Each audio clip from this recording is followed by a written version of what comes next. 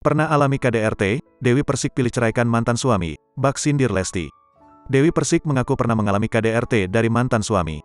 Sama seperti Lesti Kejora, Dewi Persik juga menjadi korban KDRT.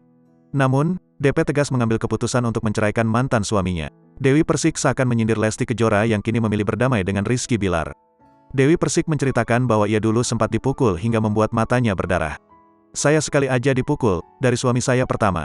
Itu juga KDRT kalau kalian mau tahu. Sampai mata saya berdarah. Ngelaporin gak saya?" "Nggak," kata Dewi Persik dilansir dari unggahan akun @kanjeng_rumpi. Lalu mantan istri Saiful Jamil menunjukkan matanya yang berdarah karena dipukul.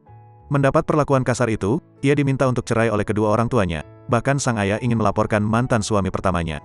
"Saya pernah diundang sama Mas Anang, di Jember, ketika zaman suami pertama ya.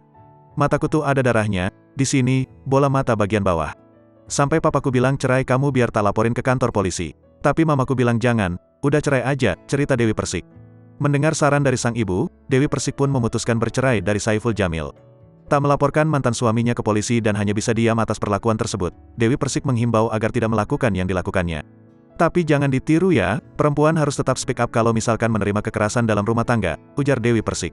Lantas penyanyi dangdut itu bak menyindir Lesti Kejora yang memutuskan untuk kembali oleh Rizky Bilar setelah mendapatkan KDRT. "Tapi cerai, jangan balik, gitu loh," sindirnya. Diberitakan sebelumnya, Dewi Persik bak menyindir Lesti Kejora setelah mendapat kabar dicabutnya laporan Rizky Bilar. Sindiran Dewi Persik itu ia tulis pada unggahan terbaru di akun Instagram pribadinya. Dalam unggahan tersebut terlihat Dewi Persik berlenggak-lenggok di atas panggung. Lalu mantan istri Angga Wijaya itu menuliskan pada captionnya bak menyindir Lesti Kejora usai mencabut laporan pada Rizky Bilar. "Setiap kesalahan memang ada kesempatan kedua, tapi tidak untuk semua kesalahan ada kesempatan kedua," tulis Dewi Persik.